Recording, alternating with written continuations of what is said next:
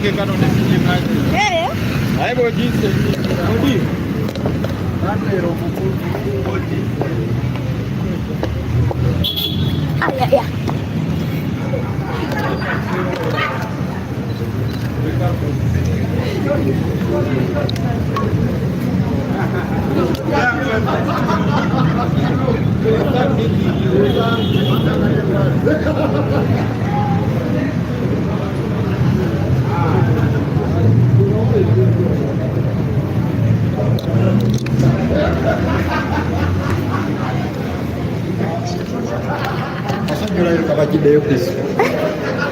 Mbuuza nti obadde otya nga okankana. Mbadde mmanyi temubirabye.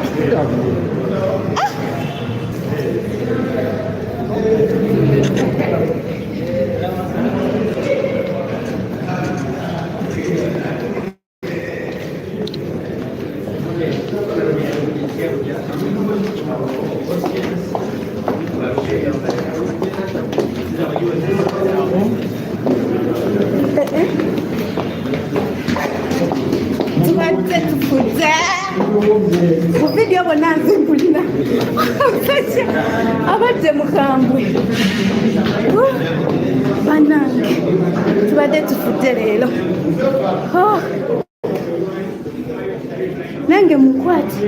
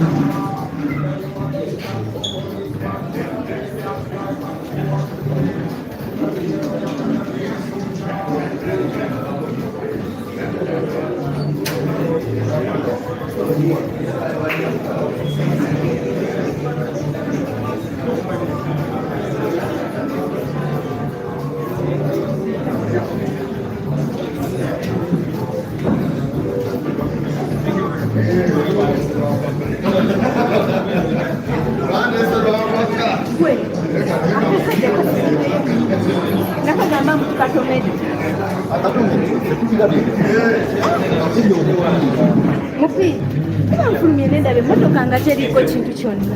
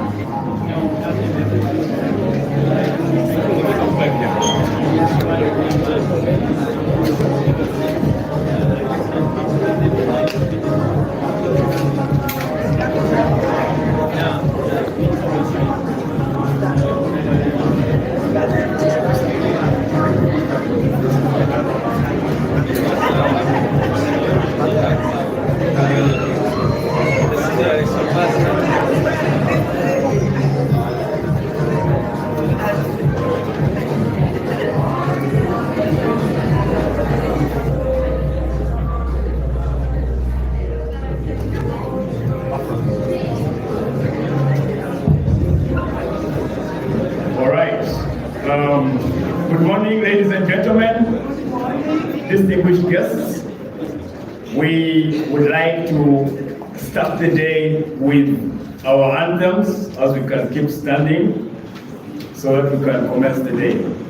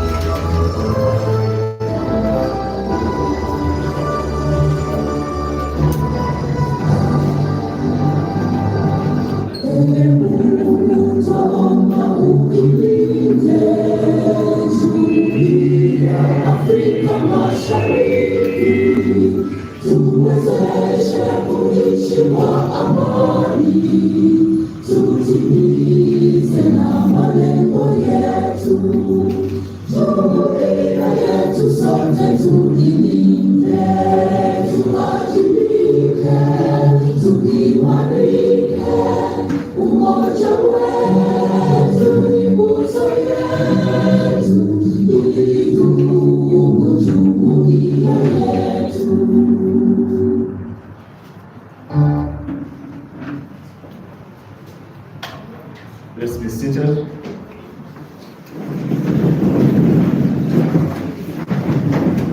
Good morning once again. Distinguished guests, esteemed colleagues, and fellow advocates for social justice, it is my pleasure to welcome you all to the 27th Radical New Bar Press and Public Engagement organized by the Uganda Law Society. My name is Robert Benon Jurua, a litigation officer in the Department of Rule of Law and Litigation at the Uganda Law Society. Today, we gather to discuss a critical topic that resonates deeply with our mandate as legal practitioners entitled Lawyers as Agents of Social Justice through Upholding Human Rights and Electoral Integrity. The Uganda Law Society, the Radical New Bar, as the National Bar Association, is committed to imparting knowledge, advocating for the rule of law, constitutionalism, and good governance. This engagement is a testament to our dedication to these principles, as embedded in our vision, mission, and strategic plan as the Radical New Bar. We believe that lawyers play a vital role in promoting social justice and upholding human rights, and we are honored to provide a platform for discussion and debate on these issues. The International Bar Association standards for the independence of legal profession as adopted in 1990 constitutes an essential guarantee for the promotion and protection of human rights and is necessary for effective and adequate access to legal services. And we are guided by the UN basic principles on the role of lawyers. But before we proceed, I would like to take a moment to pay tribute to the late George William Kanyehamba, Justice of the Supreme Court, a fallen icon who passed away yesterday, the 14th day of July 2025. Professor Kanyehamba was an icon and a legend in our legal fraternity, and his contributions to the development and the Constitution are a true rule of law depiction of what exactly is going to be discussed here today. As the head of the legal committee at the Constitutional Assembly that drafted our Constitution, he played a vital role in shaping the legal framework of our country.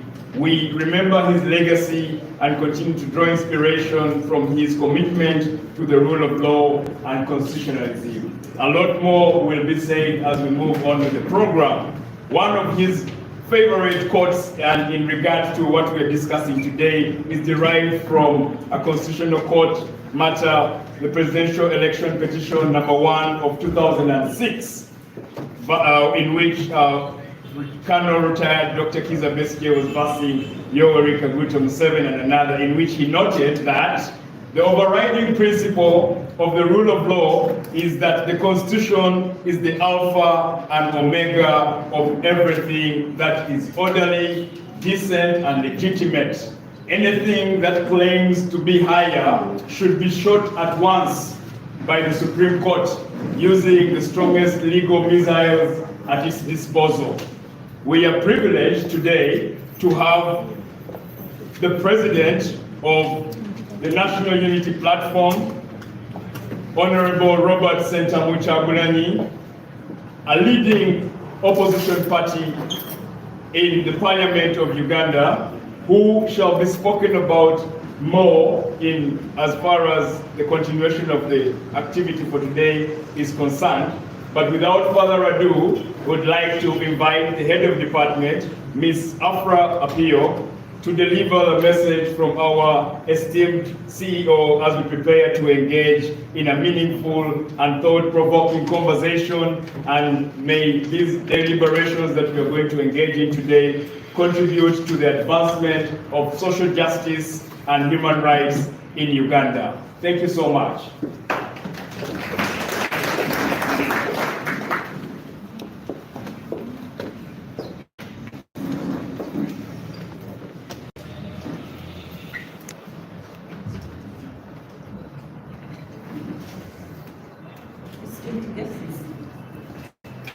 Honorable Robert Kyagulanyi, President, National Unity Platform, Advocate Leader Zedriga Waru, Deputy President, Northern Uganda, Advocate David Louis Bongoya, Secretary General, Ano, Honorable Sewongu Joseph, MP Kalogo West, and Advocate of the High Court of Uganda, and esteemed members of the entourage from North Headquarters, Makerere Republic.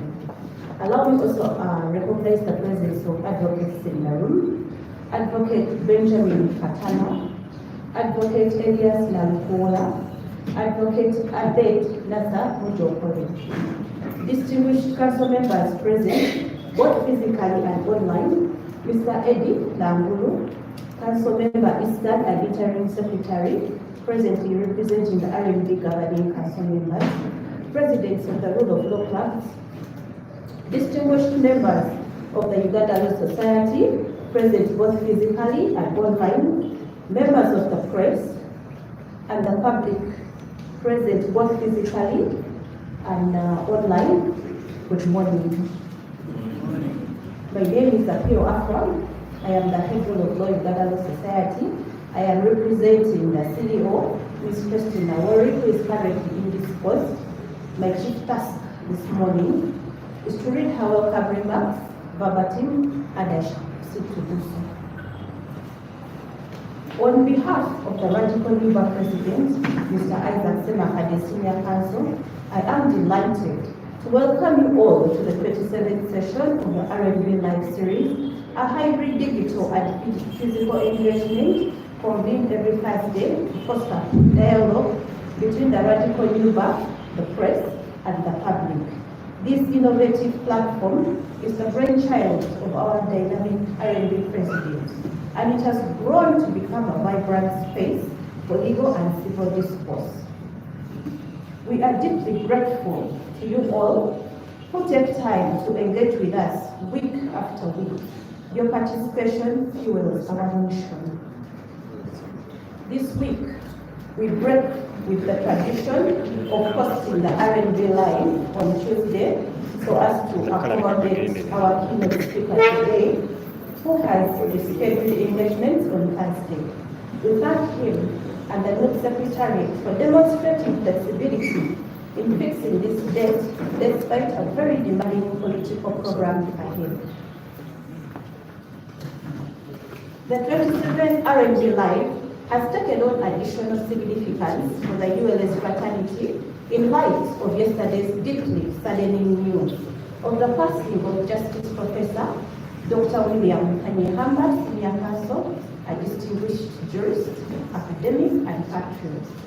Justice Kanyehamba served with distinction as a Justice of the Supreme Court from 1997 to 2009. He was widely respected for his fearless diction and unwavering commitment to the rule of law. His judgments were grounded in principle, in courage, and relentless pursuit of truth and justice. They will surely remain a cornerstone of Uganda's jurisprudence for generations to come. Beyond the courtroom, Justice Kayihamba made remarkable contributions to legal scholarship and education. He was a prolific academic and author, with seminal works such as Constitutional and Political History of Uganda from 1894 to present, and the blessings and joy of being who you are, which continue to inspire and educate future generations of lawyers, judges, and scholars. He made history when he dedicated his entire library to the Faculty of Law at Kampala International University, where he was the first chancellor. His impact extended to the very foundation of our nation. As chair of the legal committee of the Constituent Assembly, he played a pivotal role in drafting of Uganda's 1995 Constitution, a legacy of enduring significance.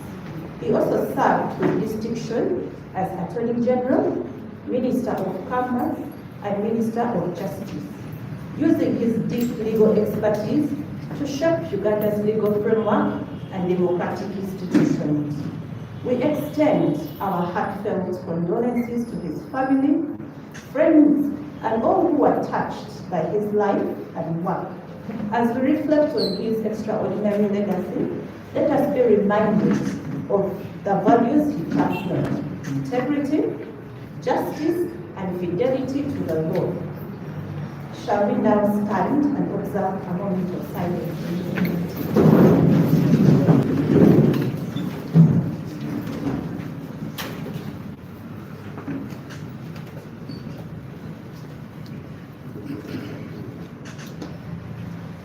May his soul rest in eternal peace. Amen.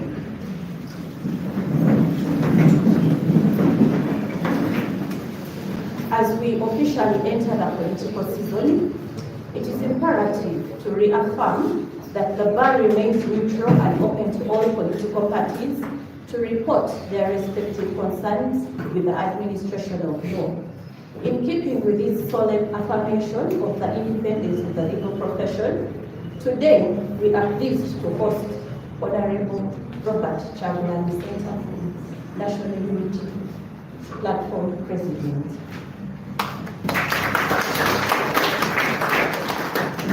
Earlier, on 3rd July 2025, we hosted Major General Retired Mugisha Muntu, President of Alliance for National Transformation. On 24th April, we hosted Her Excellency Major Jessica Rose Epel Aluko, the Vice President of the Republic of Uganda, who represented the President of the Republic of Uganda and Chairman of the NRM at the commemoration of the life of the late His Holiness Pope Francis. On 21st March, we hosted Honorable Norbert Mao, Minister of Justice and Constitutional Affairs and President of the Democratic Party. On 16th January, we hosted Lord Mayor Erias Lukwago, who has been appointed the President of the People's Front for Freedom, and we will continue to provide this platform for all other political actors. This initiative aligns squarely with Section 3 of the Uganda Law Society Act 1956, which mandates the Uganda Law Society to inform and educate the public on matters that concern them. Presently, our engagement with political parties forms part of a broader effort to combat and eradicate electoral violence and safeguard electoral integrity through inclusive dialogue with all stakeholders. To the RMB Council and all our dedicated secretariat staff who work tirelessly to ensure the success of each RMB live session, your commitment, professionalism, and teamwork are truly commendable. I am sincerely grateful. Today, we are privileged to host Honorable Robert Chagulanyi Sentamu, the President of NUP, who will deliver the keynote address on a timely and vital topic: lawyers as agents of social justice through upholding human rights and electoral integrity. As we reflect on today's theme, let us remember this.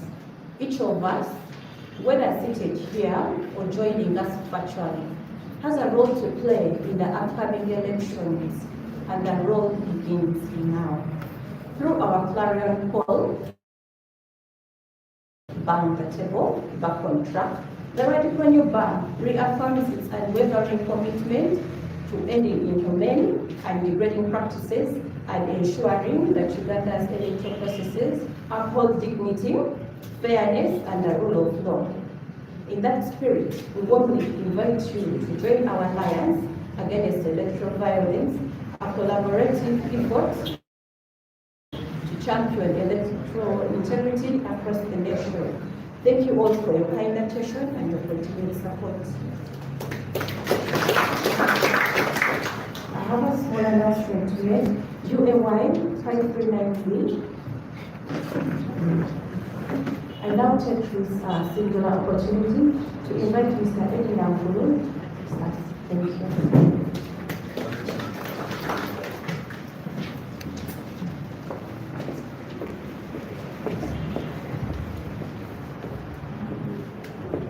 Need to adjust this, and I think since my brother is taller than me, we need to adjust it further.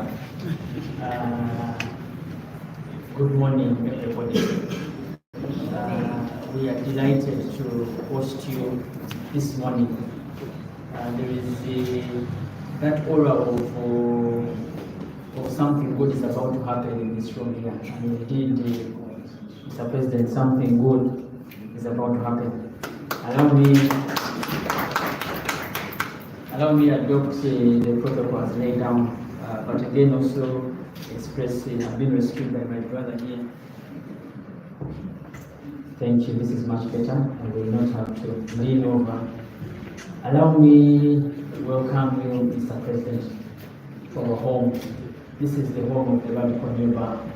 We host over 5,000 advocates. Many of them will bear stripes like yours. Many of them are eager to advance the cause for the rule of law. Many are eager to promote justice. Many are hungry, but also many have woken up to the realities of the day. That the rule of law is merely imaginary. The courts of law are merely fiction, a fallacy.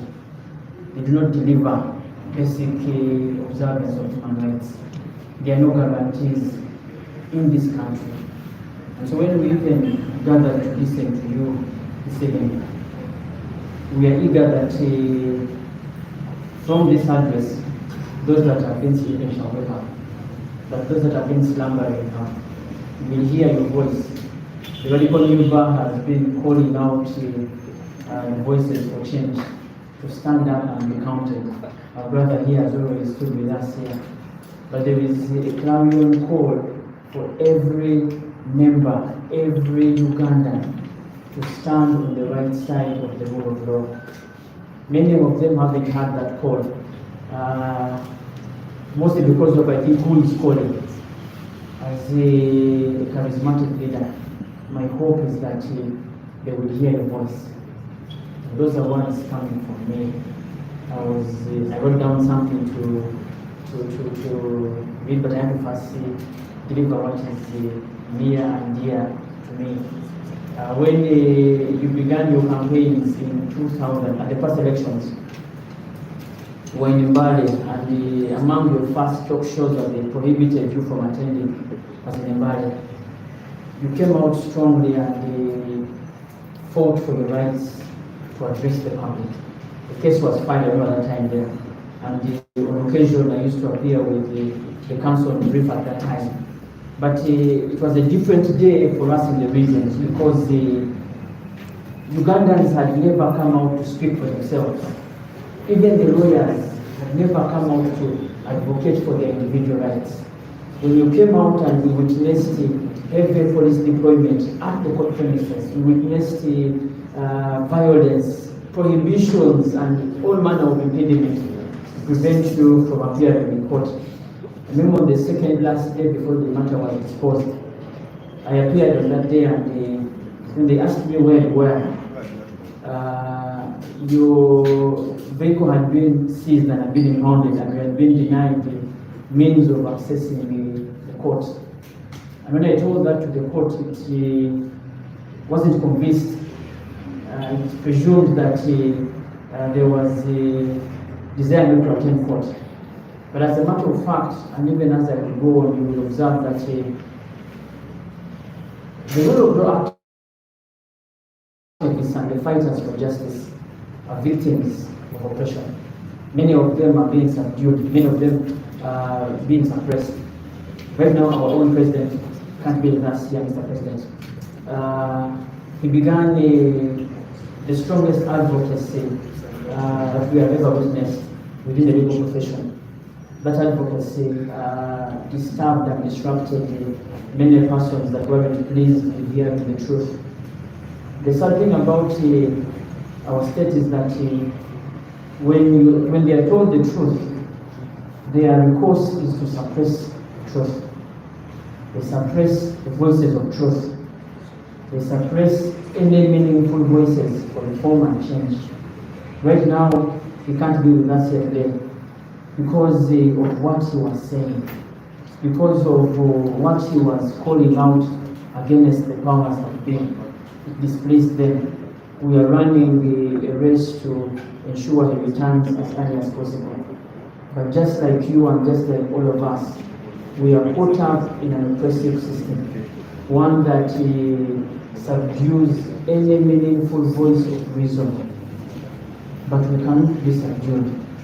We can't be subdued. When we recall your ordeal in Arua and in many other areas that you've been, and your strong voices for change, what we draw from that is we cannot allow the oppressors to take the day.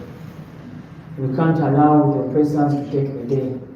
When you listen to our president, wherever he is, he bangs the table from there. Wherever he's sitting, he's banging the table. Even with the chains around his legs and hands, he bangs the table. After that case there, we went on to represent a number of your agents who had been arrested. At that time there, because of the charisma you had shown, everybody admired your agenda. And the only way that they would disperse those persons and those voices of change was to lock them up.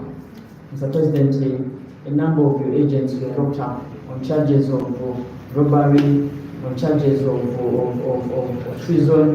Many of them, as a matter of fact, haven't been released. We did support some of them at the time. And then, because of the thing or two, we lost track of the matters. But we are heading back into the same cycle. And the only known way of prohibiting the truth from being heard is to lock it up, to chain it, to silence it. But we can't be silenced. Our voices won't be silenced. My name is Edin Angolo. I didn't begin with that. But everybody here knows me as a matter of fact, except my brother here. You don't know me, but everybody here will tell you that they do know me. In just a minute,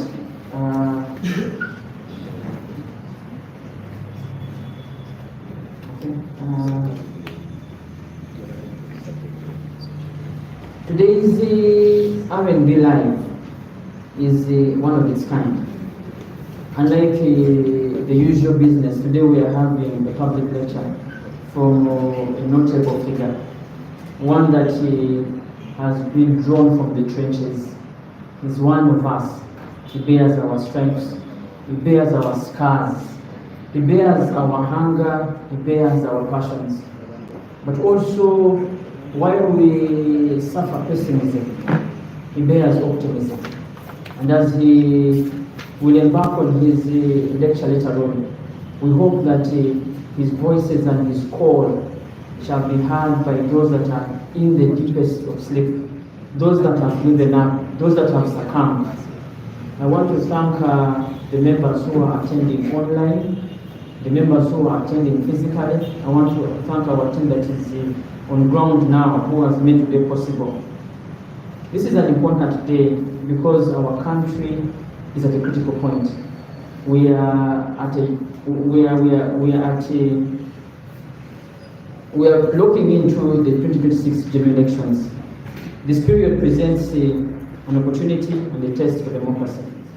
As the country once again prepares to go to the ballot and choose leaders, we must be reminded that there have been challenges in our past elections. We have witnessed violence, intimidation, vote rigging, disenfranchisement, and a number of human rights violations. If anybody has forgotten, we have a living example sitting in front of us here. Our own brother's shirt was torn, he was bundled up and mistreated, and becoming of an advocate of the state. But these are the scars that we must bear forever. These are the scars that we must bear. Our president keeps on saying that no one shall know the tale until they get to experience the difficulties we've experienced. During such times, there's a critical question that we must answer on the role of the legal profession. As lawyers, as defenders of justice, as human rights promoters, and as guardians of constitutional order, what is our role in this process?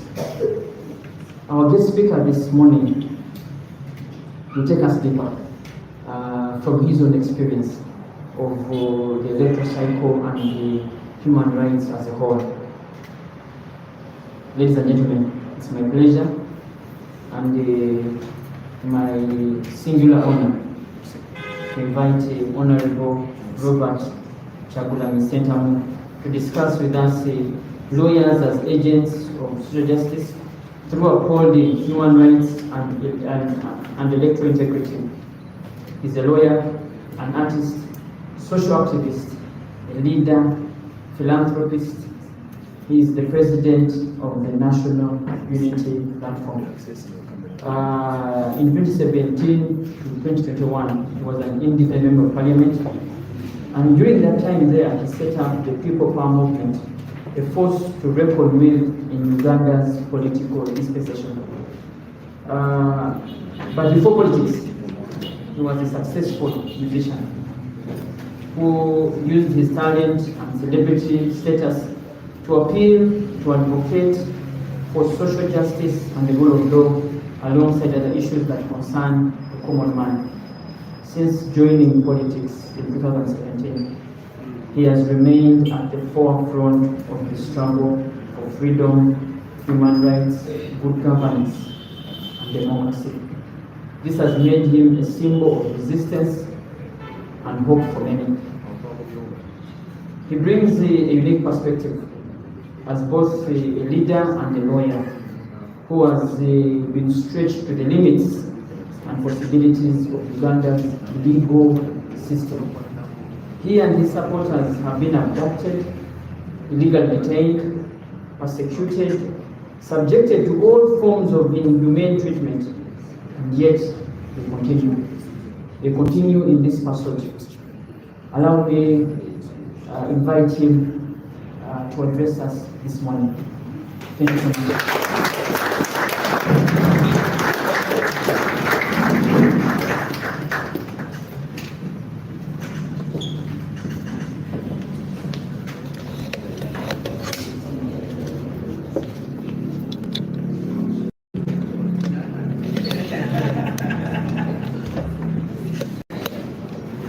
Well, Councilman mentioned that I might be taller than you, and I was feeling flattered all the time until I got to the microphone, only to realize that I'm probably shorter than him.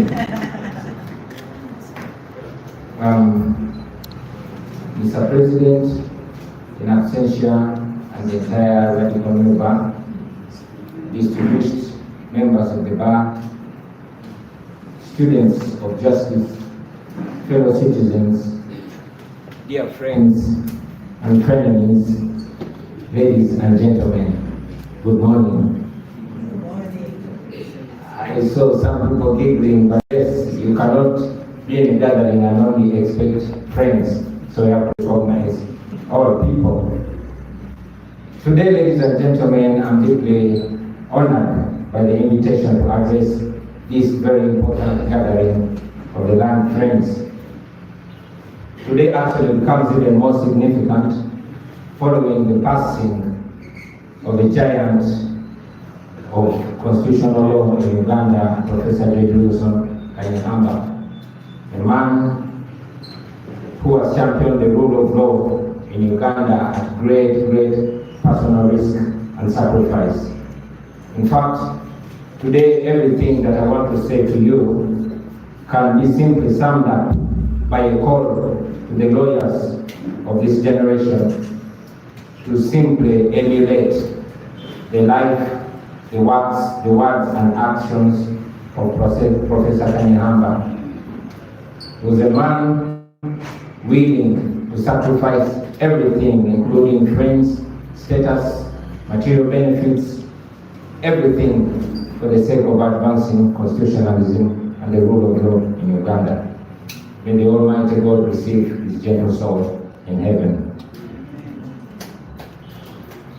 Friends, as a young boy growing up in Kamacha, it was always my dream to become a lawyer. Because apart from the poverty, ignorance, and disease that are always the major problems in the ghettos, in our ghetto there was one prevalent problem, and that was injustice. And I always thought to myself as a child growing up that I would be better positioned to address that injustice if I became a lawyer. But again, like many children in Uganda with big dreams and limited means, when I missed out on government sponsorship, that dream died, at least for a while. In the year 2000, studying law on private sponsorship was simply out of question for a person like myself from a background that I was coming from, because the cost was just prohibitive. Tuition fees for just one semester in law school when I joined Makete, it was enough to buy a plot of land in Nansana. Yes, only the rich could afford it. And what did I have to do? Is to take another choice that I could afford. Well, thank God, many years later, when life allowed me the means and time, my dream resurrected. And in my 40s, last year, I graduated from law school. I didn't expect you to clap. I expected you to say, oh, sorry. The only person I expected to clap was Council Manager.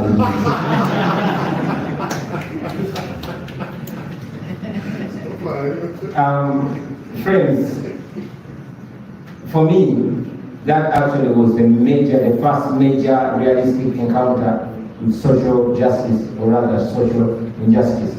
Because yes, while government sponsorship should indeed be reserved for the brightest amongst us, but even those students who come from remote districts with limited facilities and therefore not able to compete fairly with others, especially those in town, should at least be presented with an opportunity for them to pursue their dreams. After all, it is indeed the duty of government to subsidize for their citizens and make dreams achievable for even the commonest of their citizens. Because you see, when the rich are the ones that can afford to dream, and the poor can even dare to aspire, can even not dare to aspire, then society ceases to be society, it becomes just a market.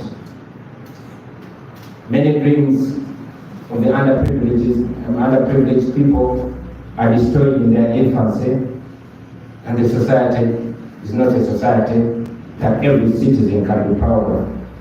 So that brings me to the question, what then is social justice? What is it? We all define it in different ways. But in my humble view, ladies and gentlemen, I feel like social justice at its core is the principle that every person, regardless of their status, regardless of their background, deserves and indeed achieves equal chances, equal opportunity, equal rights, and equal protection by the law. Unfortunately, today, in this nation that we call home, that is actually not the case. In Uganda, the law is nothing more than the paper on which it is written. The regime of the day will twist the law to its interest. It will use it as a weapon, just like any other weapon at its disposal. If it serves them, then they will praise the law, they will honor it, and they will sing it. And that is most especially when it serves them to silence critics and to keep political opponents in prison. Whenever the law stands in their way, like it did during the constitutional term limits and the age limit, they conveniently kick it down the drain. In Uganda today, the 48-hour rule as stated by the Constitution is nothing to be considered. They abduct citizens and they even boast about it. They keep them in communicatory detention for days, weeks, months, and sometimes even years. And then, at their convenience, they present them to the courts of law, and nothing is done. Now, this, ladies and gentlemen, speaks of two ironies. The first irony is that the person presiding over all this impunity, and that's General Museveni, while he was addressing this very law society that I'm addressing today, on the 25th of February 1987, he spoke so passionately. He said the law can be manipulated against the people. He said, and I quote, "Depending on the nature of the state in a given society, the law can be an instrument of oppression and exploitation, or an instrument of social justice and progress. Law," he went on and said, "law is not always synonymous with justice. It can be, but also it may not be. What is legal is not necessarily just. Law can be used by the strong against the weak. It can be used by the rich against the poor, and it can be used by the minority against the majority." That was General Museveni on the 25th of February 1987. And yet today, in the face of the regime, you will find many outstanding lawyers saying that that is what the law says, without even wondering or asking themselves whether that law is just or unjust. And the second irony, and perhaps the most painful one, is that most of these abuses, most of these wrongdoings, most of this arm-twisting of the law are facilitated by lawyers. I mean, if I may ask, who drafts the oppressive laws like the UPDF Amendment Act of 2025 and the Public Order Management Act? Lawyers. Who sanctions fake charges against regime critics? Lawyers. Who prosecutes citizens like Kizza Besigye in complete violation of due process? Lawyers. Who remands victims like Eddie Mutwe, torture victims, clearly tortured people, who reminds them to prison? People like Eddie Mutwe, people like Akwenza Ukendarasaija, who sends them to prison instead of sending them to the hospital? Lawyers. Ask yourself, who has frustrated our electoral justice system in Uganda to the extent that it's clear that overturning a presidential election in Uganda is harder than a camel passing through the needle, the eye of the needle? That is lawyers.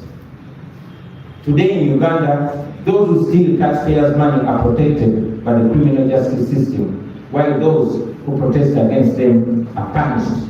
They are abducted, they are tortured, they are even raped in custody. Today, Uganda, and indeed the criminal justice system in Uganda, is teaching our children that it is okay to steal, but it is criminal to speak out against theft. The Supreme Court of Uganda, the highest court of the land, passes a judgment ordering the state to stop trying civilians in military courts, and the regime simply ignores the decision, a decision of the highest court of the land, and business continues as usual. Elections are rigged with impunity. Petitions challenging the rigging are decided even before they are heard. Now this is even more painful. A justice of the Supreme Court had to run out of the country for fear of her life just because she dared to decide our petition judiciously. Her crime was stating that it was unreasonable to expect me to collect evidence and prepare my petition on time when I was under house arrest for more than half the time provided by the Constitution. Not even to say that that time is enough, but for more than half of the time I was in detention. And she mentioned it, and for that she is in exile. When we complain about all these illegalities, the courts are very quick to invoke the political question doctrine. Now, when courts choose doctrine over truth and theory over justice, then we find ourselves back to 1966. In 1966, the court was facing a violent overthrow of the 1962 Constitution. It chose political expediency over constitutional legitimacy. You all remember that in the case of Uganda versus Commission of Prison, ex parte Control. The ruling in that case became the first post-colonial excuse, and every regime has used that to justify the using of guns to either silence or rewrite the law. Friends, you remember some 10 years ago, Professor Okonyango wrote, and I agreed with him. He wrote about this case and said, in many ways, this case was both an ending and the beginning of Uganda. A very dangerous precedent was set, and it has continued to be an excuse to justify military takeovers and elections to the present day. Now, another even more disturbing excuse which continues to impede our democracy is the so-called substantiality test. Under Section 61 of the Presidential Elections Act, the election of a presidential candidate can only be annulled upon proof, among others, that there was non-compliance with the law governing presidential elections, and that, and please listen to this part very carefully, and that compliance affected the election result in a substantial manner. What do they mean, substantial manner? What exactly do they mean? You will note that in all the past presidential election petitions, the Supreme Court of Uganda has always conveniently used this so-called substantiality test as an excuse to overlook the proven and glaring vote rigging together with the electoral violence by the military and the police. All that has always been done in favor of General 7, but the court has always overlooked that. Even when they know that every single act of rigging or every irregularity, however big or however small it is, was done precisely to alter the result of the election. And also knowing very clearly that no one rigs the election just for the sake of rigging. They rig it to win. But again, they always bring the substantiality test as an excuse.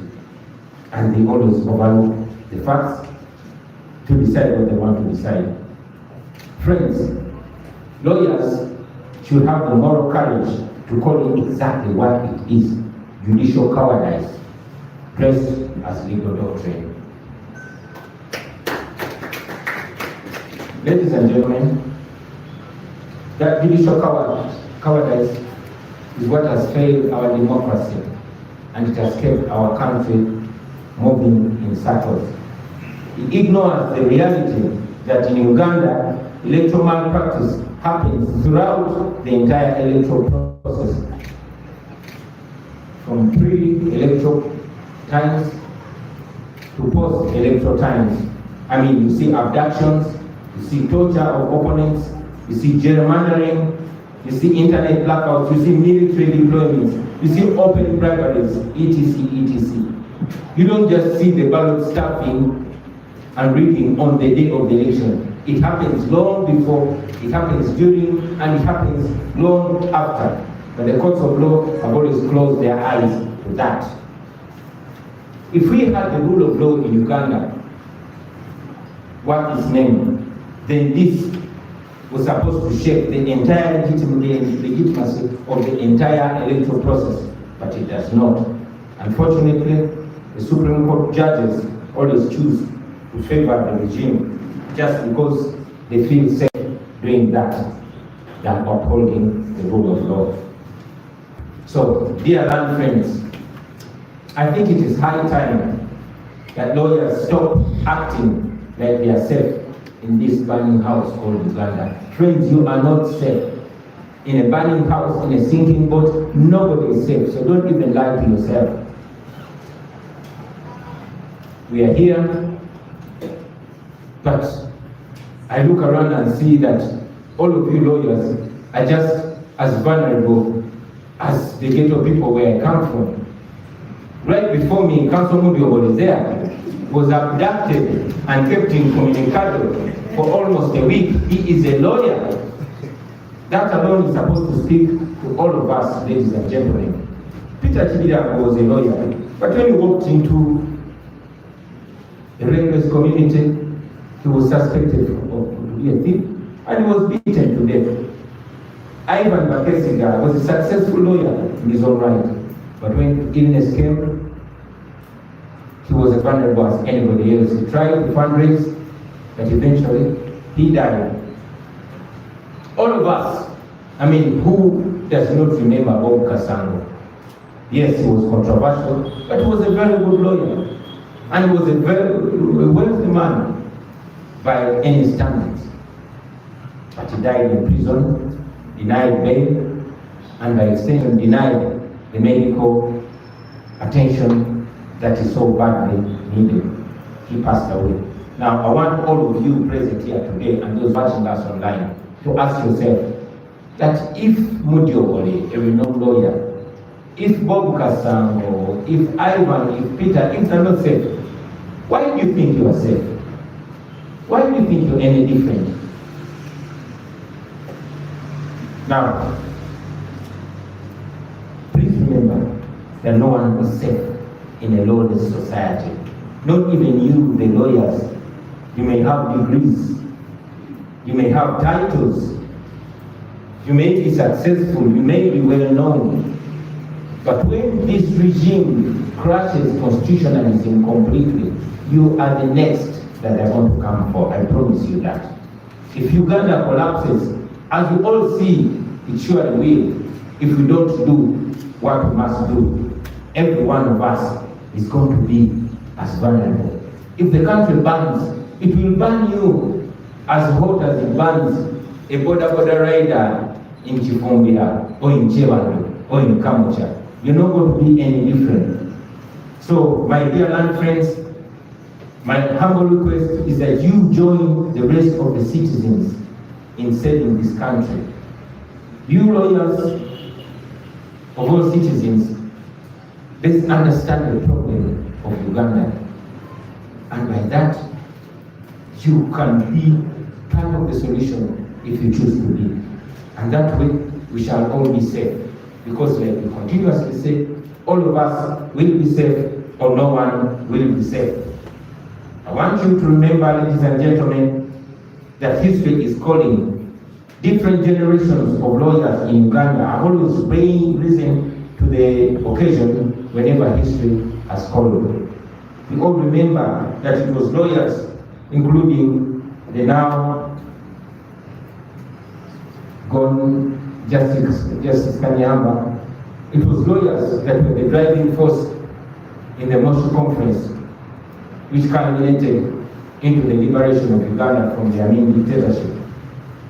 And yes, it was lawyers like Council Sam Njuba, who was once president of this very society, the Uganda Law Society, that rose to the occasion, closed his chambers, folded his sleeves, and joined the rest of the citizens in the 80s to try and liberate this country and return the rule of law that he so dearly believed in. He did not sit in his chambers when history was calling for his involvement. He got involved, and you too can get involved. I want you to know, friends, that while you're young, while you might look at yourself as unready, please be reminded that we are the Kanyamahambas of this generation. We are the Sam Njubas of this generation. Do not doubt your abilities. There is no other important time to take action than now. Allow me to also remind you, dear land friends, that this right here is the most consequential time in history of Uganda. This right here is the most effective time for you to get involved. This is the most interesting time to be alive and to be mature and to be in this room this time. The second best, no, the best was yesterday, the second best is now. But let's consider it as the best and then do what we must do. I'll also borrow some words from the great author Paul Franz Cameron. He said, every generation must discover its mission and then decide to either pursue and fulfill that mission or betray it. I have no doubt that you lawyers here have already discovered your mission, and the world is looking at you to watch you either pursue that mission and fulfill it or betray that mission for convenience. The ball is right in your hands. Friends, you are the hope of this generation. You are the lawyers of this generation. When history is being written, your name will be among the lawyers that were present in 2025 when everything is going south. So we are already having the responsibility and the burden on our shoulders. I want to tell you, friends, that it is not enough for you lawyers to protect your contracts. It is not enough for you to represent banks and big businesses while you're ignoring the political prisoners. Some lawyers say they are neutral. They say the law is not political. But the law has always been political. I mean, it is political when Bobby is taken to prison for putting on rain. It is political when Justice Kisache runs to exile just because she ruled against the regime. So lawyers must pick a side because justice in itself is political. I mean, in time of injustice, neutrality is complicity. In this time, lawyers must pick a side, either the side of the law or the side of lawlessness. You cannot stay in the middle. I want to pause and I want to request most of you, in fact all of us, to pause for a second and imagine this. The Attorney General, the chambers of the Attorney General of this country, a man who brought the UPD Act Amendment of 2025 to drag civilians back into military tribunals. His chambers share a wall with these very headquarters of Uganda Law Society. Please pause and think about that. I will say that again. The private chambers of the Attorney General, of the man, the Attorney General, the man who presented the UPDF Amendment Act of 2025 to drag civilians back to military courts. These chambers are sharing the wall with the Uganda Law Society office where we are now. And his partner in those chambers is not just any other lawyer. He is the son-in-law of General Museveni, the man at the helm of this regime. So now that is legal political marriage standing just meters away from us. Just pause and imagine that for a second. The politics is in the law, and the law is in the politics. They are both mixed and mingled. And yet some lawyers say they are neutral. They say the law is not political. And meanwhile, the president of the Uganda Law Society, Council Isaac Semakande, is in exile, largely because of his opinions. Now that is supposed to tell you everything that you need to know about the system. That even the society that is meant to defend lawyers cannot defend itself. And by the way, friends, don't get me wrong.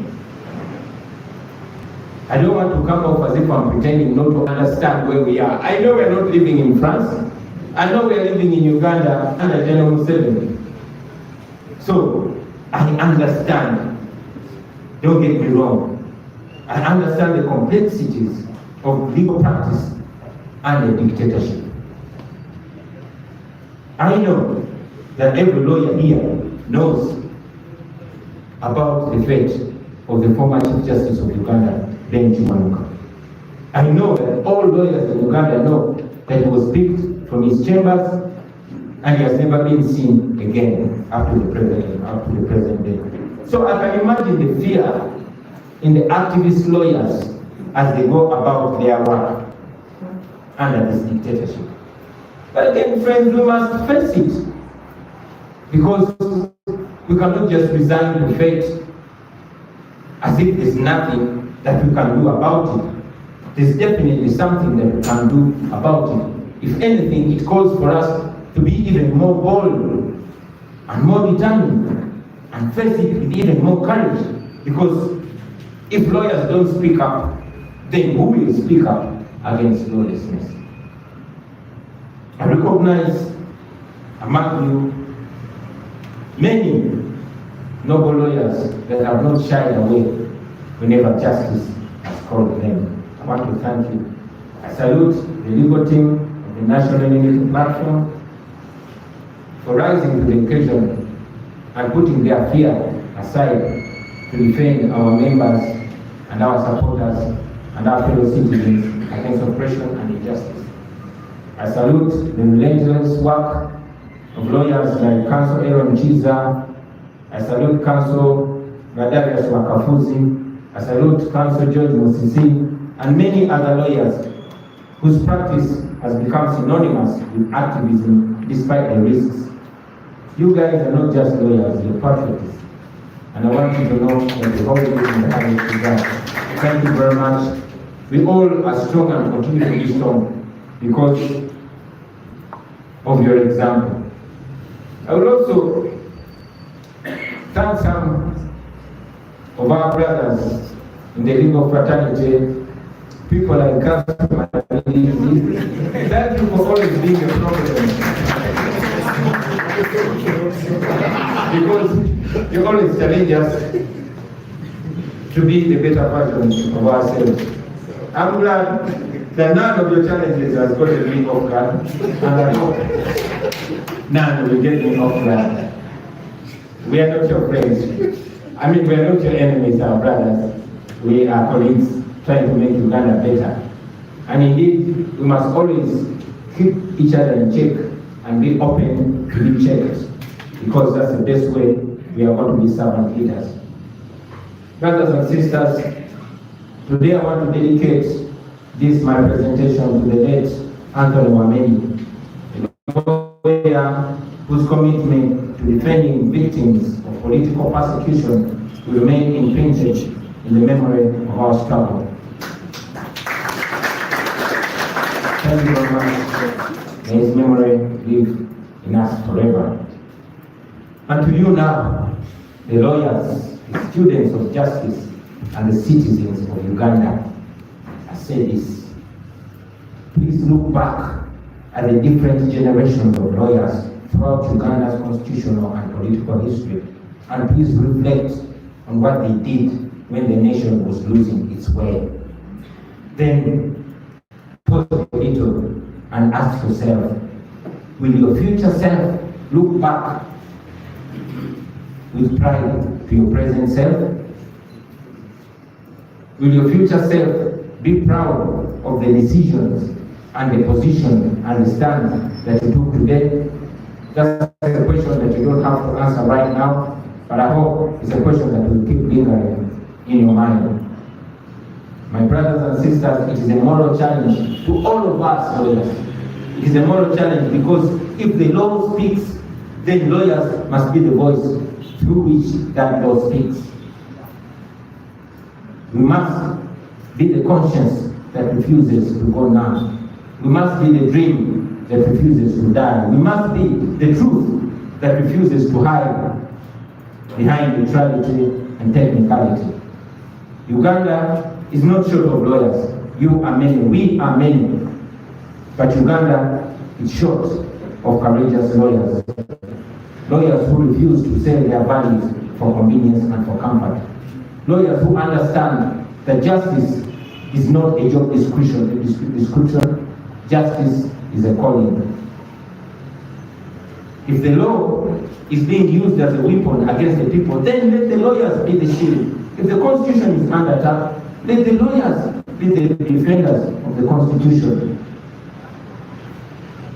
As a lawyer, you should be found standing at all times. You should be found standing morally in the courtroom. You should be found standing in the streets. You should be found standing in history. And if your children and grandchildren are to ask one day, your answer should be that when the time came, I stood on the right side of history.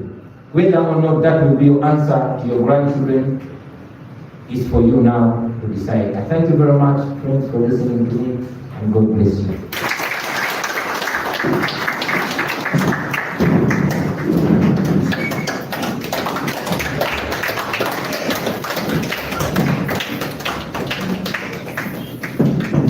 All right, another round of applause for the President.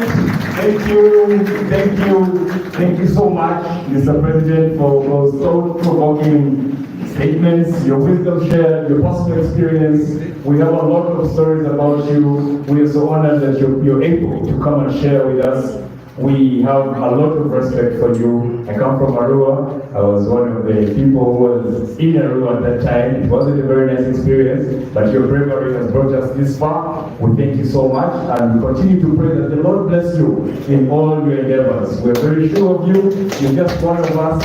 We love you, and we're not going to stop until the time comes right and the Lord answers the prayer. Thank you so much. Ladies and gentlemen, distinguished guests, those physically present and those online, we're very honored to have you with us, and this is the Radical New Bar at the best thing that it does. Our tenets: democratization, decolonization, digital transformation, and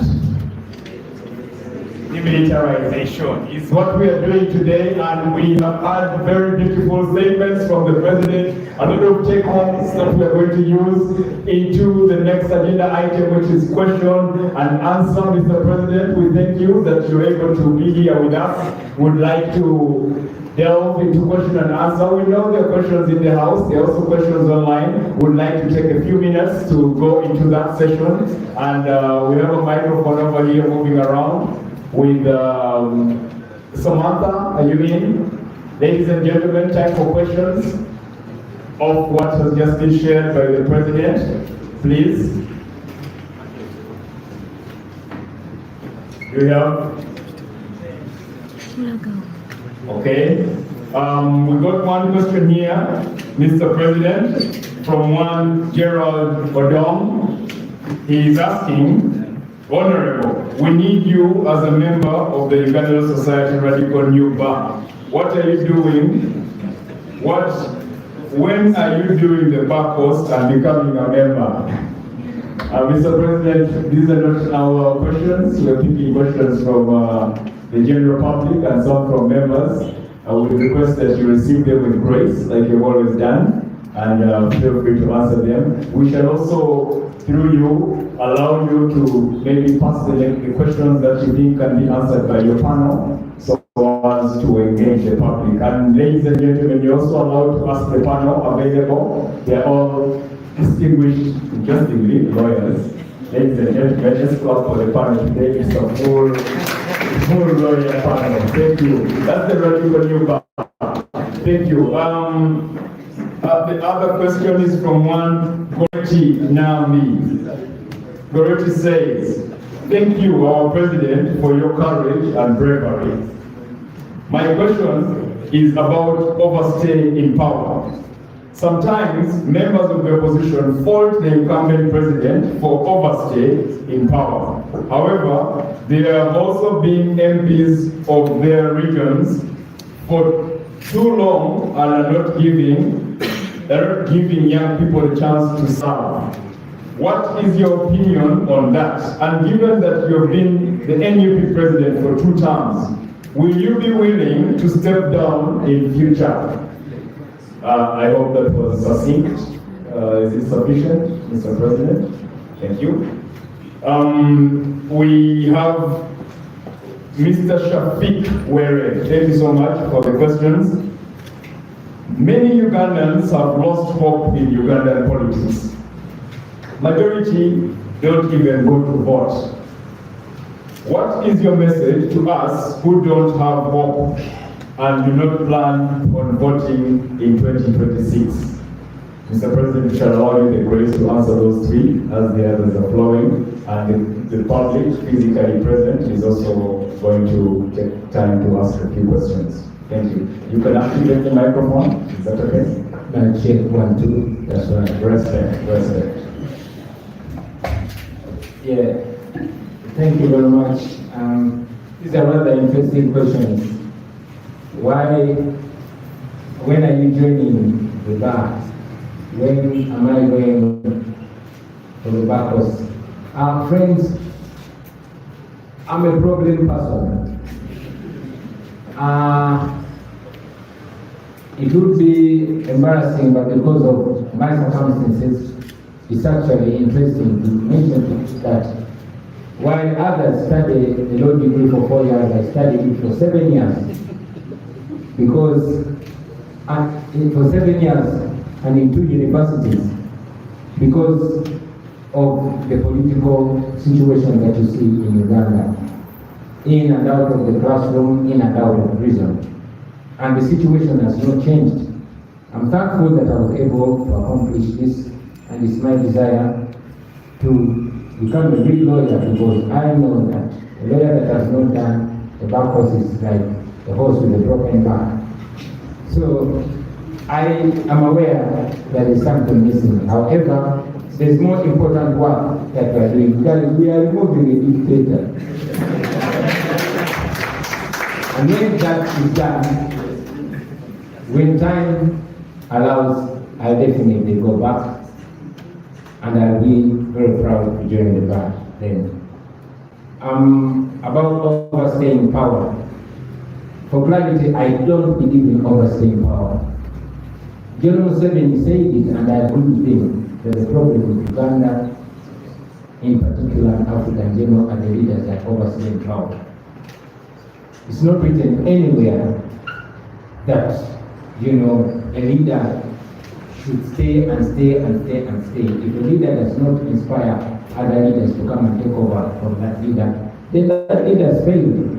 So I don't believe in overstaying power. I know that majority, if not all leaders, say exactly what I'm saying before they get into power. General Museveni was saying exactly what I'm saying, only more eloquent when he was my age. But it's the same person that does not want to be reminded of what he said when he was my age. I know that. So Knowing that, I also know that good leaders are not born out of their own hearts, are born out of the situation. So it's a reason why we started the People Power Movement, because our power is with the people. And also, it's our desire to inspire as many new and young leaders as possible, so that they are available to replace us. But also, we believe mainly in institutions that outlive human greed and human weaknesses. I don't want to be the all-knowing guy, the big boss, the big daddy, the strong man. That syndrome we must demystify, we must destroy, and we must flush in the dustbins of history. So I believe that leaders should come, and leaders should go and give way to other leaders. You mentioned about MPs that have overstayed in position. Run against them. When I saw that Museveni had overstayed in power, I did not just sit on the periphery to complain. I showed up, cut off my legs, put on a tie, and I took on the guy and defeated him. And now we want to defeat him again. So don't just speak from the periphery. Step up and present yourself. Not just for the sake of challenging the guy that overstayed in power, but present new ideas, present new options, convince people. Majority of us are young people. So why don't you show up and present your options, and people will believe in you, and we shall move on. And finally, Shafiq said many people are losing hope. And what's the message? Bro, freedom comes to those who fight, not to those who cry or give up. The more you cry, the more your people continue to die, and after the death of your people, you're the next to die. So rise to the occasion and do what you must do. You know, giving up is not an option in this situation. And it even impresses me to listen to a young person giving up. You're giving up on a guy who is 84, and you're giving up. The people that are looking over us have already gone past their future is behind them. You in your 20s, your 30s, and you're giving up. Come on, man. There's a lot of time for us to be there. And that time will either be a time of suffering or a time of enjoyment. It depends on what we do now. There's no time of giving up. There's no time for giving up. Get up, fold our sleeves, and do what we must do to prepare a country that we shall grow old in, and a country where we shall raise our children. That's my answer to you. Thank you. Thank you very much, Mr. President. Mr. Were has gotten his answer. Bro, we have to fight together. Yeah, respect.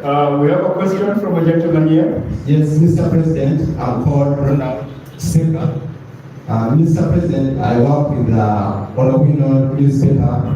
I'm going to pass mine in Uganda because we write for Uganda readers.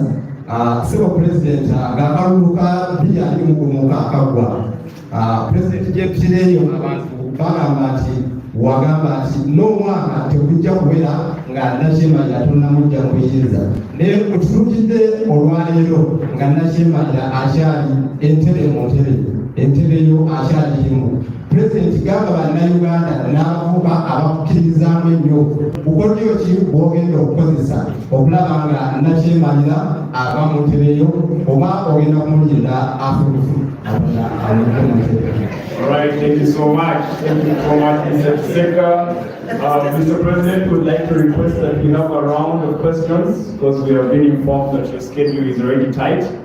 We shall allow a few more questions, not so many. Then we can run the schedule faster than now. The President has been with us for a while now. Let's run our questions so fast. Thank you. I'm Nick from Iraq, and I am journalist in the university. I think this is the best forum for me to raise this question. Mr. President of NUP and your panel, we have heard from you several times saying you've taken different channels of addressing injustice in Uganda, including going to the East African Court of Justice, and at some point the ICC about the injustices here. Well, your party still lingers around looking for about 18 people whose whereabouts have never been seen today, maybe 5 years ago until today. What are the other challenges you're doing to bring home the families of these 18 people? Thank you so much. Because we've always used the justice system. Thank you. Thank you so much, Mr. President. We request that you just take those questions. There's one behind, please. Around 2 over there. Thank you very much, Mr. President. My name is Mohamed Ibrahim. And like you, I have got my law degree in my 40s. You said here that during times of injustice, neutrality is complicity. But it is also true that in history, we have never had a community of only brave men. You have called upon lawyers.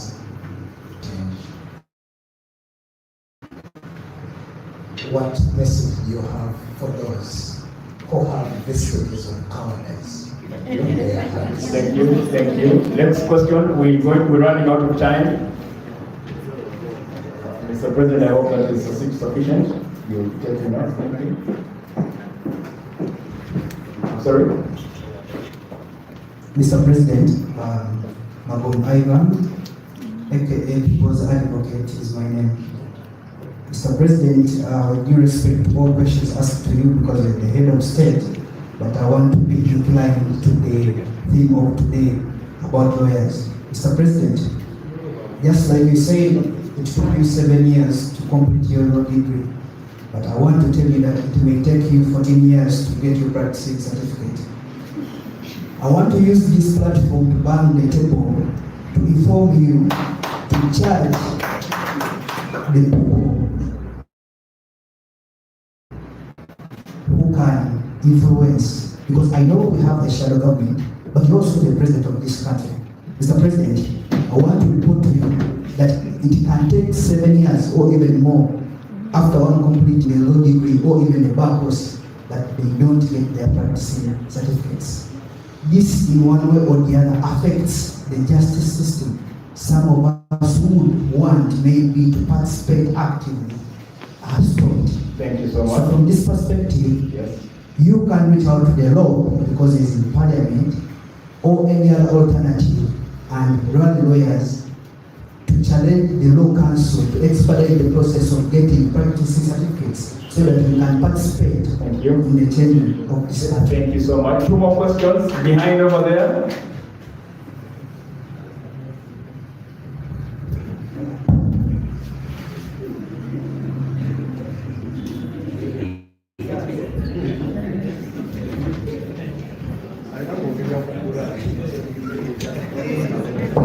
Good morning, afternoon, everyone. I think you know me. I'm the citizen. My hobby, how are you, Mr. Chabalani? Mr. Nessa, how are you? Yes. For me, as I always tell you every week, the Human Rights Commission is where human rights go to die. The Ugandan judiciary is where justice goes to die. The Election Commission is where elections go to die. I think we saw what happened last week on Thursday. They deposed-listed Uganda Law Society. So therefore, Mr. President, and I put it to you and my question to you is, can't we create a new system which does not involve, at least for the elections, the Ugandan judicial create some sort of tribunals which can handle election petitions expeditiously, so that the lawyers show that they are doing something. Because running to Doro's incompetent judiciary, we have a corrupt judge at Court of Appeal, there's, I'm told, a rapist judge at Court of Appeal, we have all really, you can say our judiciary is just formed, and it's the very judiciary condemning its own for being corrupt, for being, all sorts of things. So therefore, can you have that platform, a separate maybe for tribunals which handle election petitions, and then, help us handle that. Such that we don't have to keep on appealing. Personal orders winning has been challenged. It was decided, Court of Appeal, we don't know when it will hear. So thank you, Mr. President. Can we have that forum? Thank you. Thank you, Mr. President. Will you check that for now? Yeah, man. Yeah, man.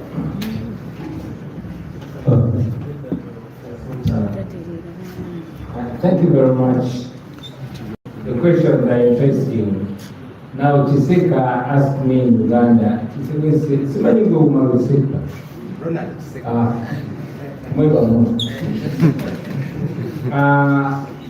I know that we are supposed to use the national language, but again, I understand the language in which he asked. It's called your official language. National language. Thank you. Thank you. It had to be my language. Thank you for the correction. For the first time, you got me almost off that. Right, the rubber duck style. Yeah, so, Msama musikilize, Chiseka Manubule, mu Uganda. Chiseka wabuziza, nti nabagamba nti n'omwaka tegujja kuwera nga Museveni muggyeko. Era n'obuuza nti bukujja okiwengenda okweza. Kati olaba mani. Mbanjagala nnyo ne munfuna bulungi naddala mu bannamawulire. Era obuzibu obusinga okubeerawo mu nsi kwogera ekigambo n'ekigenda okuva mu kamwa ko okutuuka eri abantu bwekigamba nga kituusibwa emirundi 10. Nabagamba era nkiddamu nti Museveni bwe tuba tukoze kye tulina okukola n'omwezi takumala kusagamba mwaka bwe tuba tukoze si bwe mba nkoze bwe tuba tukoze kye tulina okukola nga bannansi. Mwabo bannansi naawe poliisi ng'obadde oyogedde Lujamani nandirowoozeza nti oba oli Mukongo naye engeri gy'ogerako oli kukikakasa nti oli Munnayuganda nga naawe kooli. Era njagala okubasaba obuuza nti bukodyo ki bwe ngenda okukozesa. Njagala nnyo okubasaba mwenna abampuliriza abali wano n'abatulaba eyo tyo n'ensonga si ya Kyagulanyi yekka. Obuzibu bwe businga okuva mu nsonga za Uganda kwe kuzirekera omuntu omu. Dr. Semogere tubikulekedde tulwanirire, Dr. Besigye tubikulekedde tulwanirire paka bamukooya amanye gavaamu Kyagulanyi najja Kyagulanyi twafuna bwe lwamala temwafuna nze lumba mwafuna nze nange nabafuna mwe bakimwagala mufuna emirembe bafuna. So njagala bwe mufuna nange bafuna tukole kye tulina okukola kubanga mwe mujja n'okusinga okunyumirwa Uganda nga tumaze okutuuka mu nsi ensuubizo. Fe abamu bajja kuba batumenyemenya amagulu, abalala tetukyala mmere kutuwoomera, abalala tetukyeyagala bulungi bugudde bw'ekiro olwa ne batuyisizaamu. So kye tulina okukola tulina kikola ffenna ng'eggwanga si nsonga ya Kyagulanyi eno nsonga yaffe ffenna. Era bwe tukola kye twetaaga okukola ne kiba nga tekinnatuukirira ekyo temukikozesa kuyeeya Kyagulanyi oba kujerega Kyagulanyi, wabula mwefumiitirize mulabe oke kye tukozeeko kye kino wabwe tukomye ki kye tusobola okwongerako okutuuka gye tulina okutuuka. Engeri yokka se tugenda okwetaasa ng'eggwanga. Thank you very much. Wandera asked me about different channels of addressing injustice. We have used different channels.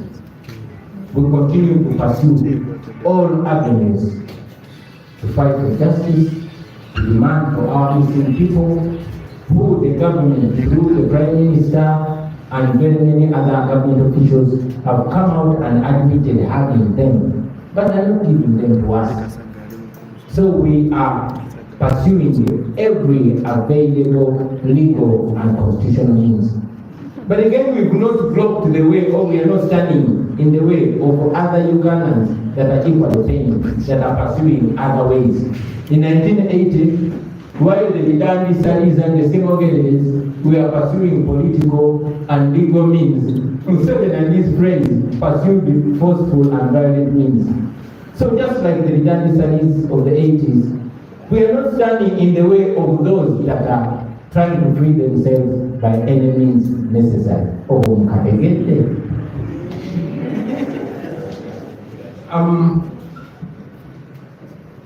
Neutrality is complicity,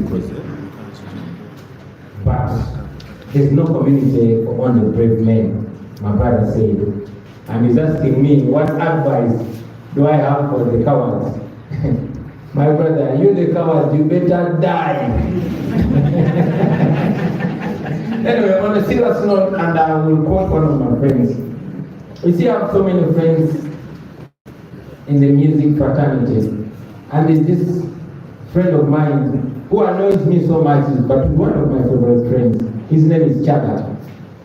I was chatting with Chaka one time, and I got angry. I said, you guys are our friends. You Chaka, you are known artist, you're popular artist. Why the hell are you silent? Why don't you speak out? Because you are an artist, you are known. And Chaka says, Bobby, whatever. Never said that your mama comments never Martin Luther King. Why go at Aliba? In Uganda, Chaka say, you see, Bobby, even in the days of Martin Luther King and Malcolm X, they had friends who were cowards. They did not kill them. So please don't kill me. I understand that our courage is not at the same levels. And I'm not in any way claiming to be courageous. I always say I'm only desperate. I just don't have any other option. And I'm sure you too can be as courageous if you run out of options.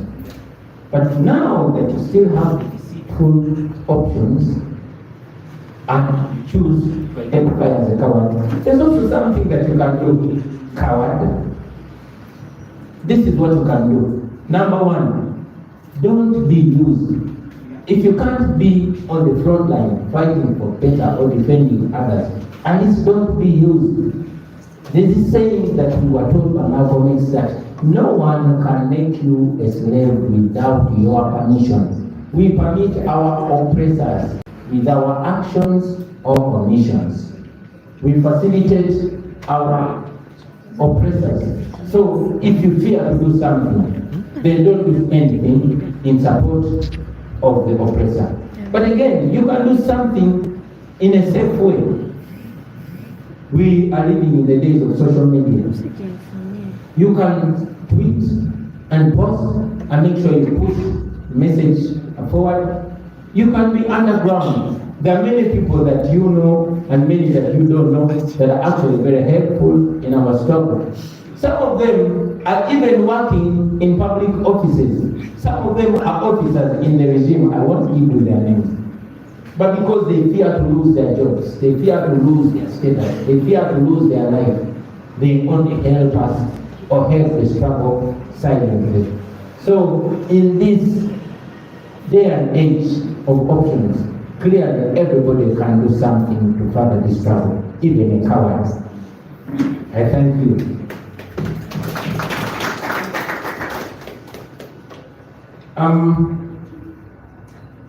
Now, the People's Advocate asked me a question. He talked about the compromise system and a dysfunctional legal system. I'm very glad Senior Counsel Benjamin Katana had me, and I request that you permit me, ask him to help me respond to that with his seniority. I thank you. Thank you, Mr. President. I think it is important for us to appreciate that there cannot be a safe room in a burning house.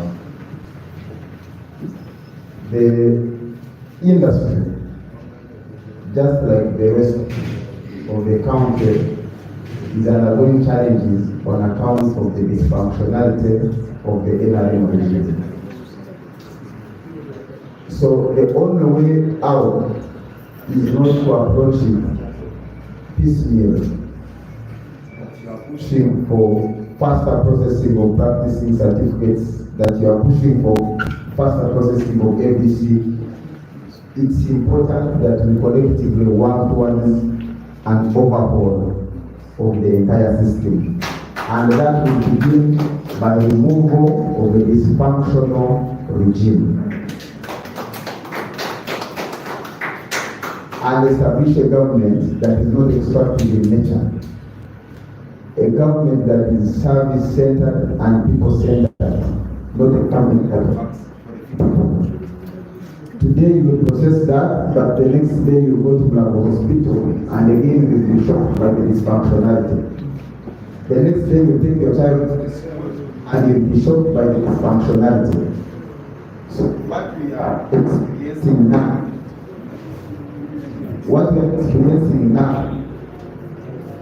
technology is trying to sabotage my point, but nevertheless I will make it. Okay, thank you. The regime is experiencing a multiple organ failure. And our responsibility as citizens of Uganda is to make sure that we put this to rest. And bring into office a government that is people-centered.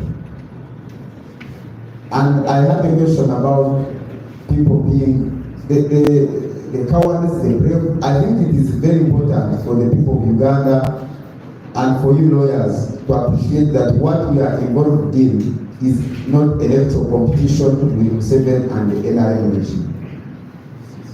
What we are involved in is a war to reclaim the soul of our nation. And so, you will not leave the work to be done on, you will say, I don't support LUP, or I do not support the leader of LUP. But this fight is for you, as a citizen of Uganda, to make sure that a lawyer as advocate of the people, or people's advocate, you are able to process your documentation without unnecessary delays. That when you go to hospital, you are able to be treated without unnecessary delays. So the people of Uganda must understand that what we are involved in is not an electoral competition, but a war to reclaim the soul of Uganda. And we must all embrace it, regardless of whether we like LUP, whether we like its leader or not. I thank you. Thank you, Councillor. The last question was more or less similar to the previous one and has been largely answered. However, there's a question that came through the message to those that have given up on elections. I gave it an answer, but that's a very important question that I would want to have different perspectives about. So allow me, Councillor Romwe, I invite you to respond to that question. Thank you very much, Mr. President. Very delighted to be here today. The very interesting questions that have come on the floor. Well, our message is that the people of Uganda need to know that if you do not participate in elections and in governance, then you lose the right to complain when things go wrong. And that's what we've seen. We've seen,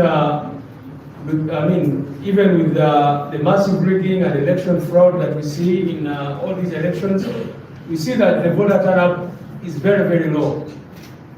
Honorable Nalgola here, I don't remember what the exact percentage was, but it was below 20%. The people who turned out, below 20% of the people. So 14.4%. So you can imagine if, that is to exclude the ballot boxes which were kicked by regime thugs and all that. But even if we were to add all those, I don't think we would hit the 20% mark. So if 14% of the people come out to vote their leaders, how do you then wake up every day ranting on X that things have gone wrong? Look at what is happening now. These NRM people are having their primaries. People who have stolen iron sheets have come back with proceeds from that. They are now distributing money and all that. Money that they have stolen from these poor people, they are giving it out to different people, and these different people are ready, in some cases, to go and vote them again. So I think there has to be an awakening of the consciousness of the people. And for us as NEP, we talk about the protest vote. To say that the protest vote begins with a massive voter turnout. Our president has already said something. He says it in Uganda, but I also say it in English. If you do not come up to vote, and then the regime is able to mobilize, to pay people, to bribe people, and they come up to vote, and then tomorrow why would you complain when things continue going south? We've been telling people that if you do not come up at your village to vote for an LC1 chairperson, and the village thief is elected, then don't start complaining tomorrow when your chicken begins to disappear. Because on the day when you were supposed to go out and vote, you chose to stay home. So that is our call, that this time around, the election is coming up. I think the president was, maybe deliberately did not mobilize you or charge you lawyers to come out and vote for him. I want to, he's unopposed in our party for the presidential flag bearer. I want this opportunity to call upon all lawyers, come and vote for him and support the National Unity Platform. Because the National Unity Platform is the only party that will guarantee social justice and fairness in the management of the affairs of this country. But the most important point is that on that day, prepare for voting day the way you prepare for important days in your life. We see people prepare for weddings as if it's a a do or die. Lawyers prepare for court. You write in your diary, you say on this particular day, I have a very important case. I have a mediation. I have an arbitration matter to handle. So why don't you prepare for an election day the way you prepare for these big days? We've been telling the young people of Uganda, they normally prepare. When they hear that an artist, an international artist is coming to Uganda, they prepare for months. But when it comes to an election, someone goes and they see a long queue, they say, I will not go there. So, the only thing we did, for example, to get the victory for Honorable Nalibora is because we protested. People protested. People stayed at polling stations and said we are not going to leave these polling stations until our results are announced. And the people followed those results to ensure that they are announced. I thank you very much. Thank you, Conrad Lewis, and please bear with us. I want to thank you for asking for the vote for me. And I reiterate that request. Guys, please vote for me. I'm your own. They're the only guys who get the vote. I am. You bear with me, it would be very necessary for us to live here. It would not be characteristic of what we stand for if we live here only having male voices. So allow me to invite my Deputy President in charge of Northern Uganda and also the Senior Council, Mamari Nazebiga, that just give us a word from a woman to the women and to us the men. Thank you. Yes, that is my president, that is our president, the intergenerational, the iconic, the enigma. Yes, thank you so much, Your Excellency, you have my vote, and my address is specifically to the women. We are bearing the brand of this militarized, monetized space called Uganda. Our bodies have become the interview panels. Interview through sex. Yes, we have the evidence. I'm a member of Uganda. Your dignity is being violated, even your own children and grandchildren. We should be so annoyed to reclaim our dignity, our identity as the women, especially the women lawyers. Run for all positions possible under the NU. Defend, proclaim, recruit, and if they steal our votes, demand. As women, we can do it. By example, I am here. In my late life, going to be 64 this year. But here I am. Because I would like us to live a legacy like the Wangari Maathai. Why are we living incognito? What is your legacy as the women lawyers? And especially those from northern region,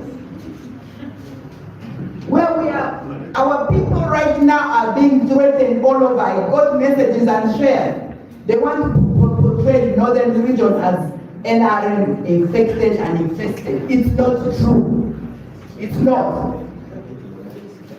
Exactly. So, as Dr. Eliud Kipchoge says, rightfully, the iconic Olympian, he says, no human is limited. People look to us as the lawyers. We need to ensure that we address the root cause of why Uganda will have degenerated to this level of disrespect for human dignity, disrespect for rule of law, disrespect for dialogue, disrespect for humanity, and therefore uproot it and be at the table and reset to reclaim human dignity, to reclaim our motherland. We can do it. It's not only for our president, but each one of us multiply yourself and be courageous. Even those who believe they are cowards, you are not cowards. You just want to deny your human dignity. Reclaim it. Thank you. Thank you. Thank you so much. Ladies and gentlemen, both physically present and those that are online, we would like to notify you that whereas we appreciate the questions that are flowing in, showing the attachment you have to this topic, which has always been something that we advertise in the Radical New Bar, we have information that the president of NUP has another schedule and would like to request that he be allowed to wind the day as far as this function is concerned in order to attend to other functions. As we know, he's a very busy man. It took so much to get him here. We usually have our activity of this nature on Thursdays at 11, but we got a call as the ULS to kindly and exceptionally allow that this function be held on Tuesday. So kindly bear with us, but we would like to acknowledge the questions that have been coming in online from one Eli Kasirie, one Nabudi Asia, one Naula Joseph from Zoom, one Atwoki, another Gaga Joseph Gali, and one from Wallace. As you were informed, Mr. President, this is an online program as well that is being watched by thousands of members of the public and the advocates, over 5,000 plus. So we receive questions endlessly, and you are a person of interest. And it also just leaves us with a lot to discuss. So kindly allow the president to wind the day, and before that, would like to invite the council member from the East to take us through the next agenda item that is something very critical in order for us to carry the day thereafter. Thank you so much. Okay, wow, so much flying around this room here. I'll not take much time. Mr. President and those online, those physically present, I'm hoping you're having a good time. Councilman amazing. Please allow his award to be seen by the president. Recently awarded Councilman for a decade of rule of law advocacy.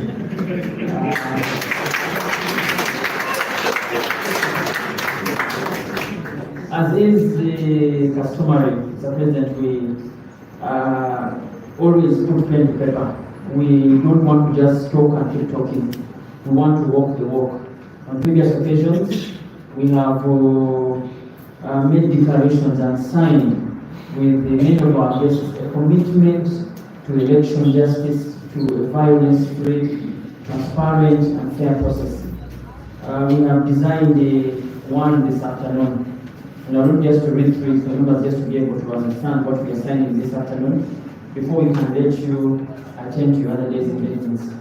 The title is the Declaration of Alliance Against Electoral Violence and Call for Free, Fair and Transparent Elections. The last part of Call for Free, Fair was inserted by our own land council, Lewis.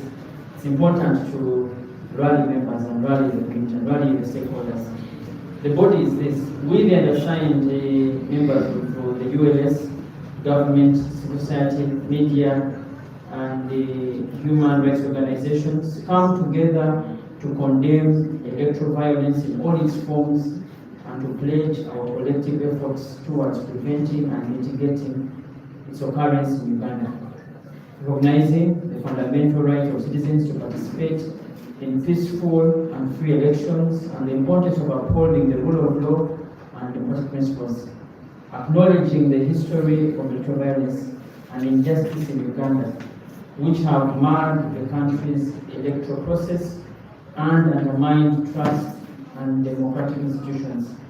Noting the disproportionate impact of electoral violence on women, journalists, communities, and the need for targeted measures to protect these groups here.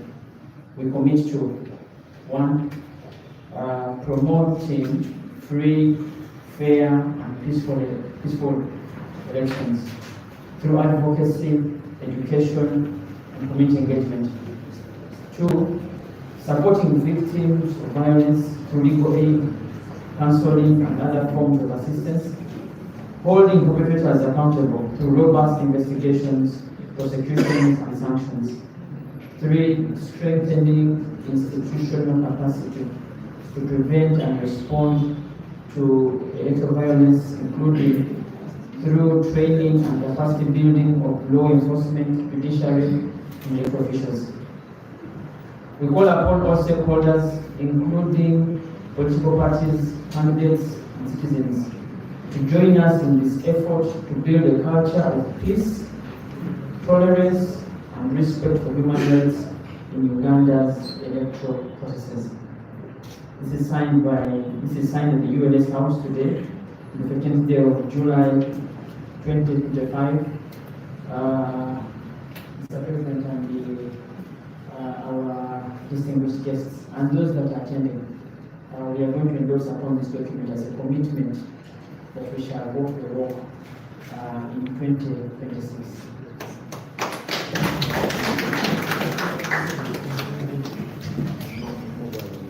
Thank you so much, ladies and gentlemen. We are moving fast into the next agenda item. This is common practice with the Uganda Law Society. We're trying to make sure it doesn't just go in vain whenever we hold such critical topics, especially in regard to elections. We try to make a commitment, and we are continuing to commit ourselves in the same cause. In the meantime, we'd like to make an announcement. Car registration number UBG 088M and UBR 512B, you're kindly requested to access your vehicle to allow the car behind you to make way. Kindly, UBG 088M and UBR 512. Kindly. It's urgent. Kindly reach your vehicle wherever you parked it.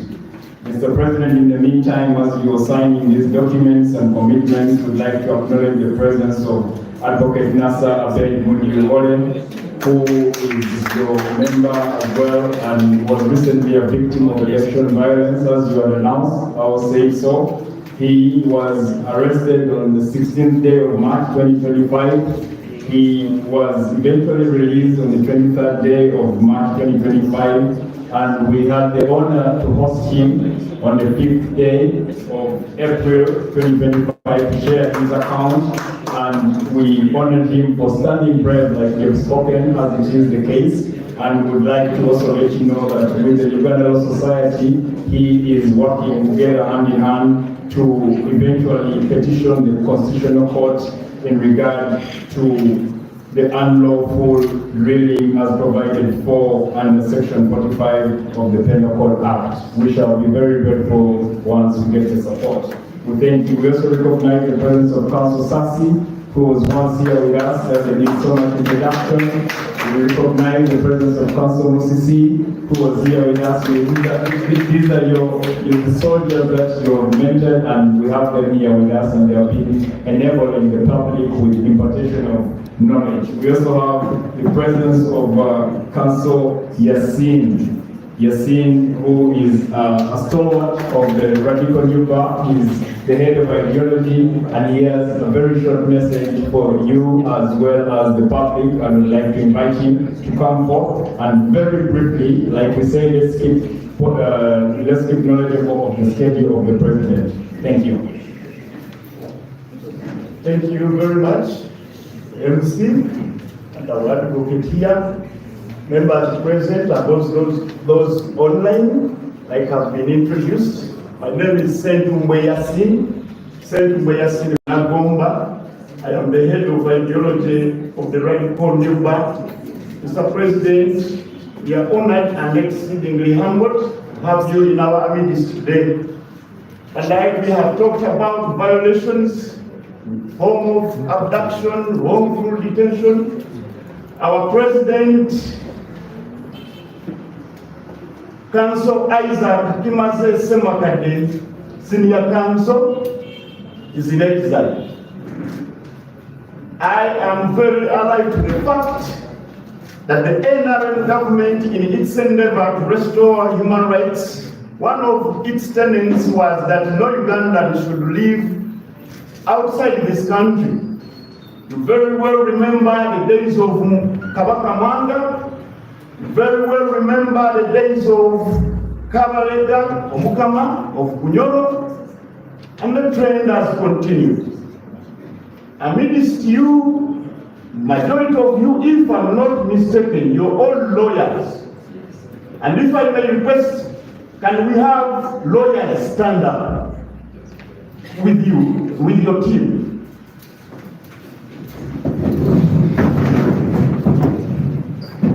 Mr. President, you realize that everyone on this table is a lawyer. Kindly take your seat. How do we have a society that cannot feel the presence of its leader? Senior Counsel Semakade has been in exile as a result of the lawyer's work. As a society, the Attorney General of this country is a lawyer. The judge that almost sentenced Semakade to 2 years imprisonment. Justice Musa Sekan, as then was in a minute, in the absence of Semakade, had him, convicted him, and sentenced him to 2 years imprisonment. When as we talk about human rights violation, let's also realize the fact that exile, living in exile, is a matter of human rights violation. Semakade had a lot to do. Your presence here is as a result of Semakade's tremendous work.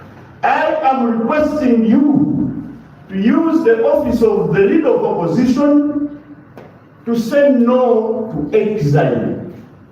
You have mentioned Justice Kisache, whom Semakade aggressively advocated that she will not live in exile when he's the head of the bar. And as fate that be, Semakade found her in exile. I don't know who will be next, but I will remember the words of the former Muslim cleric, Sheikh Muzaka, when he said that those who had exiled people during Amin's time found them there during Obote's time. For whoever is exiling people today might find them after today. Mr. President, I thank you for honoring our arrangement, and please ask the leader of opposition, Honorable Sewungu, Haj, Honorable Narukola, the Secretary General, please, we need to combine the effort and condemn the continued exiling of our supreme leader, Isaac Kimase Semakade. I thank you and wish you a wonderful journey. Thank you so much. It goes without saying that a sitting without Honorable